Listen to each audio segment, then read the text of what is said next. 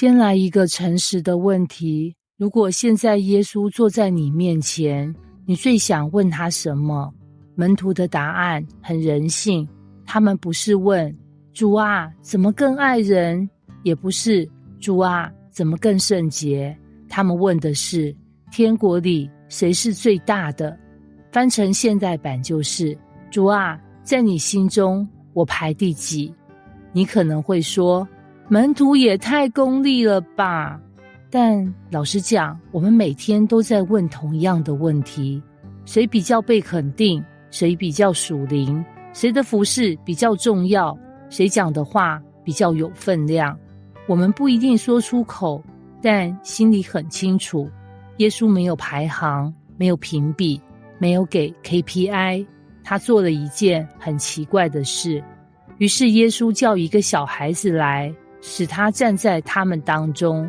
注意，耶穌不是拿小孩當比喻，而是真的把一個小孩拉進場中間。這畫面很衝擊。耶穌說出第一顆震撼彈：你們若不回轉，變成小孩子的樣式，斷不得進天國。不是升級，是回轉；不是變更強，是變更小。在當時的文化裡，小孩子代表什麼？沒地位，沒權利，沒資源，完全依賴大人。耶穌等於在說，你越覺得自己重要，你越遠離天國。接着耶穌補一刀，凡自己謙卑像這小孩子的，他在天國裡就是最大的。注意，這不是被迫的卑微，而是自己選擇的位置。不是我沒得選，而是我不需要爭。這句話直接拆掉所有宗教競爭。然後耶穌突然把焦點拉到別人，凡使這信我的一個小子跌倒的，倒不如把大磨石拴在這人的頸項上，沉在深海裡。這句話很重，重到讓人不太敢細讀。耶穌的意思是，你怎麼對待弱小，比你看起來多屬靈更重要。這裡的跌倒不是心情不好，而是被你帶離信仰的核心。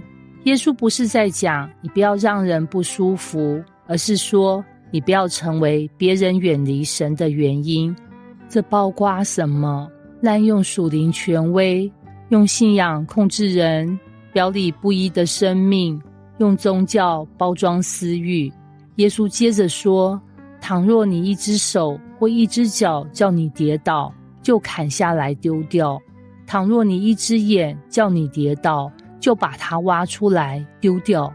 先說清楚，耶穌不是在鼓勵自殘，他是在用最極端的語言講最嚴肅的事。意思是，任何讓你持續遠離神的東西，不管多重要，都不值得留下。耶穌不是說你有手有眼就有罪，而是說你是否願意為了生命放下你以為不能失去的東西。